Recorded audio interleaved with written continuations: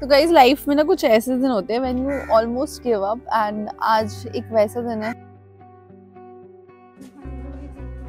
आपको भी निकाल देंगे। अच्छा, आपको बोल रहे हैं।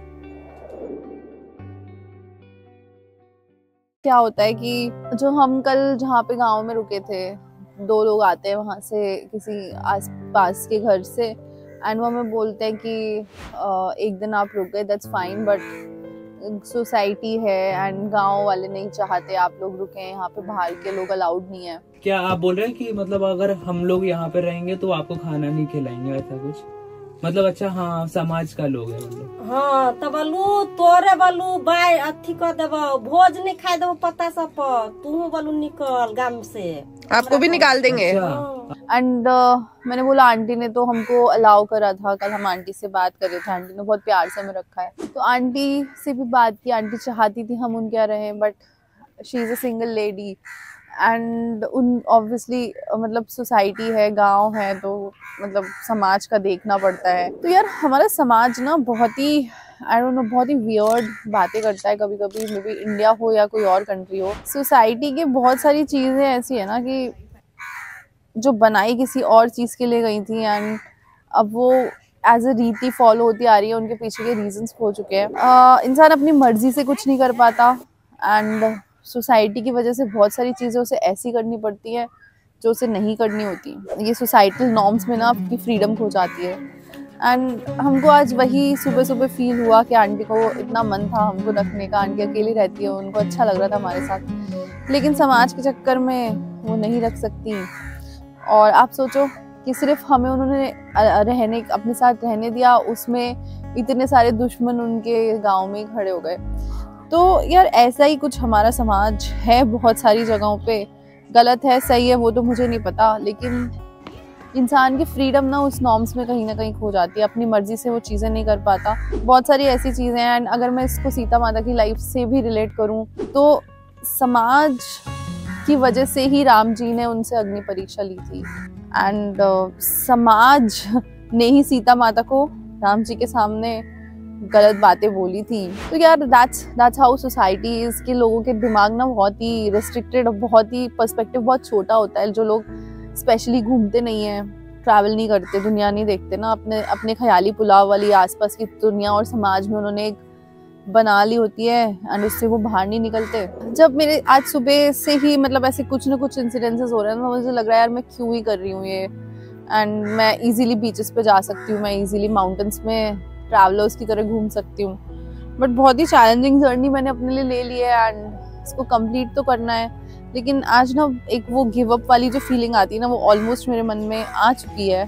आई नो कि मुझे सीता माता की खोज है, बट इतने चैलेंजेस मैं फेस कर रही हूँ ना, तो मुझे लिटरली लग रहा है कि maybe I don't know if I will be able to do this और नॉट, मैं कर पाऊंगी या नहीं, बिकॉज अभी जस्ट शुरुआत ही हुई है, एंड लिटरली बहुत ही चैलेंजिंग जर्नी है यार। जितना चैलेंजेस मैं पर्सनली फेस कर रही हूँ, मैं उतने आपको वीडियोस में शो कर भी नहीं पाऊंगी, बिकॉज कैमरा की कहीं ना कहीं एक मैं पूरे दिन ऑन नहीं रख सकती, एंड कैमरा की एक लिमिटेशन होती है। एंड जब मैं ये चैलेंजेस फेस कर रही हूँ, उस एरा में सीता माता ने कितने सारे चैलेंजेस फेस किए होंगे। सीता माता को भी समाज की वजह से ही अग्नि परीक्षा देनी पड़ी, आखिर उनको धरती में समाना पड़ा। तो इमेजिन यार, if you love someone and that person doesn't understand you, and उसको आपसे, राम जी ने जो किया वो सही था गलत उनके नजरिए से वो सही था, लेकिन अगर आप वो लड़की के नजरिए से देखो या सीता माता के नजरिए से देखो, मतलब यार उनका वो वेट कर रही होंगी इतने साल ना कि वो आएंगे, एंड देन फाइनली जब वो आते हैं एंड वो मिलती हैं उनसे,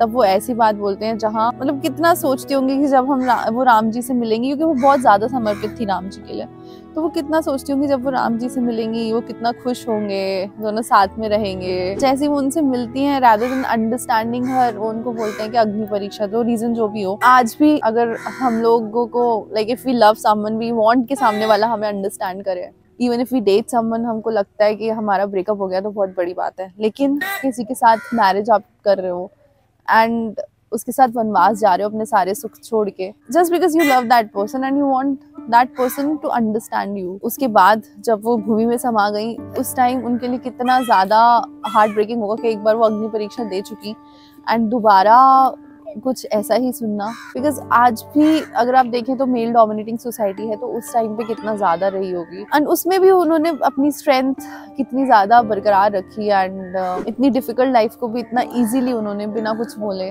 जी लिया। तो या रादर देन उनको एक त्याग या बलिदान की नारी देख के अगर हम उनको देखें कि वो कितना स्ट्रेंथ थी उनमें, I am sure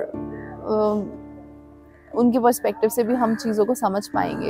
and the happiness is not about comfort, happiness is not about anything else, but happiness is कि जो उनका पार्टनर है एटलीस्ट वो उनको अंडरस्टैंड करे, सपोर्ट करे एंड चीज़ों को समझे। As a girl I think that's what everyone wants in the partner. जब आपका पार्टनर आपको नहीं समझता, आपका पार्टनर जो भी रीजंस हो, समाज हो, उसको ऊपर रखता है, तो ऑब्वियसली आपको बहुत ज़्यादा हर्ट होगा, फिर लगेगा कि जीने का क्या ही मतलब है, मतलब आपको मे बी दैट्स वाई उन्होंने ऐसा स्टेप उठाया होगा।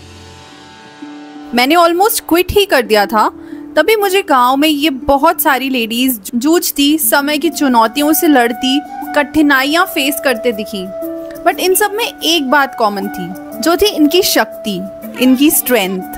ये हारी नहीं, हर चुनौतियों से आगे बढ़ती रही, और इनकी शक्ति के रूप में मुझे मानो सीता मैया के बचपन वाले गांव में सीता मैया की झलक दिख गई हो।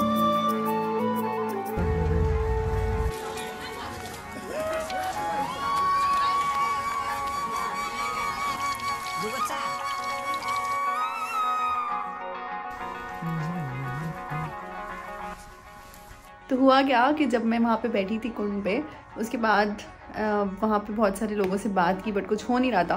फिर एक आंटी मिली, एक आंटी को मेरे को दूर से ना एक घर दिखाई दिया। मैंने कहा आंटी वहाँ पे थोड़ा बड़ा सा घर लग रहा था, चाय पी रही थी मैं उस टाइम बैठ के। तो मैंने एक आंटी से पूछा, आंटी वहाँ पे घर है, वहाँ पे कोई रहने को दे सकता है क्या? तो आंटी मुझे अपने साथ एक घर तक लेके आई, एंड वहाँ पे मुझे एक घर मिल गया। एंड यहाँ से जो व्यू है विंडो से, वो जनक महल का व्यू है, जो मेरा रूम है, जो मुझे मिला है। जनक महल मोदी सरकार बना रही है, जहाँ पे सीता माता जी का जन्म हुआ था, तो जनक दरबार बन रहा है वहाँ पे। एंड राइट फ्रॉम हियर मुझे वो व्यू दिख रहा है, and I think I am the first person from India to stay here. And वो व्यू, जनक दरबार तो अभी बन रहा है, वहाँ पे रहने की भी सुविधा बनाने वाले हैं, बट वो अभी अंडर कंस्ट्रक्शन है। बट मेरे पीछे जो आप वहाँ ये विंडो देख रहे हो ना, वहाँ से जनक महल, जनक दरबार दिख रहा है। तो आई am the first person in India यहाँ पे रहने के लिए, जहाँ से वो पूरा व्यू दिखता है। एंड गाइज, जो होता है ना अच्छे के लिए होता है।